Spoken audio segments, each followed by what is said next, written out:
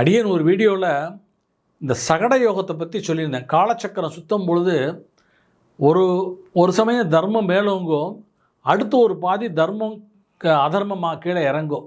இது மாதிரி தர்மம் அதர்மம் மாறி மாறி வரும். இது யுகமாக இருந்தாலும் சரி, இல்லது ஒரே யுகத்தில் காலங்களாக இருந்தாலும் சரி, அது கால தர்மம்னு சொல்லுவோம்.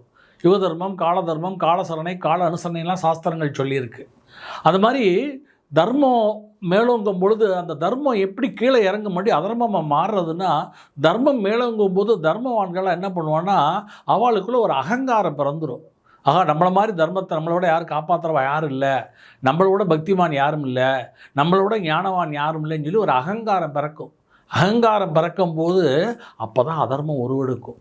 இப்போ தெய்வத்தை கூட மாயையை பற்றி சொல்லும்போது கூட இன்றைக்கி சயின்ஸில் விஞ்ஞானத்தில் சொல்கிறா இல்லையா, வெப்பம் அதிகமாகிடுதுன்னா அதுவே சலனப்பட்டு மழையாக பொழிஞ்சிரும். அதே மாதிரி பிரம்மத்தினுடைய சலனம் தான் மாயை. பிரம்ம சலனம் அதிகமாகிடுதுன்னு சொன்னால் மாயை தானாகவே உண்டாயிடும். அதே மாதிரி தான் தர்மம் மேலோங்கும் பொழுது அந்த தர்மவான்களுக்கும் அந்த ஞானவான்களுக்கும் அந்த அறிவாளிகளுக்கும் இவாளுக்கெல்லாம் என்ன பக்திமான்கள் இவாளுக்கெல்லாம் என்னென்னா ஒரு அகங்காரம் பிறந்துடும். அப்போ தான் அங்கே சலனப்பட்டு அங்கே அதர்மம் ஒரு தோன்றும். அதே மாதிரி தான் இந்த சகடயோகம் ஏன் அப்படி சுற்றுறதுன்னு சொன்னால், காலம் எப்பயுமே ஒரே மாதிரி சுற்றாது. அதனால தான் அந்த சகட யோகத்தை பற்றி சொல்லும்போது, எப்படி தர்மம் மேலோங்கி இருக்கும்போது அதர்மம் எப்படி வரும் அப்படின்னு சொன்னால், அங்கே அகங்காரம் பிறந்து விட்டால் அங்கே அதர்மம் தானாக கூட பிறந்துடும். அப்பொழுது தான் அழிவு நிச்சயம்.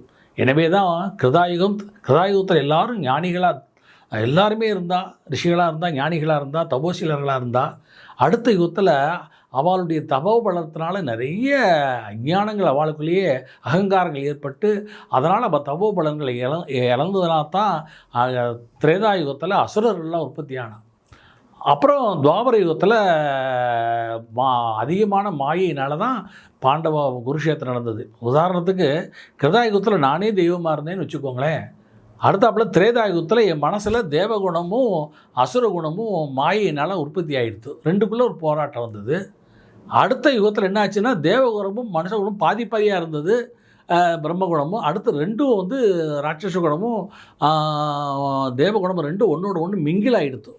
அதனால தான் கலியுகத்தில் தெய்வம் ஏன் எல்லாரையும் அழிக்க முடியலன்னு சொன்னால், இங்கே அசுரர்களும் தேவர்களும் ஒருத்தனுக்குள்ளேயே அசுரகுணமும் இருக்குது, தேவகுணமும் வந்துருத்தோம். நல்ல குணமும் கெட்ட குணம் ஒருத்தருக்குள்ளேயே இருந்ததுனால தான் தெய்வத்தால் அழிக்க முடியல. இதுதான் சகடயுகத்தோடைய ஒரு சூட்சமான காரணம்.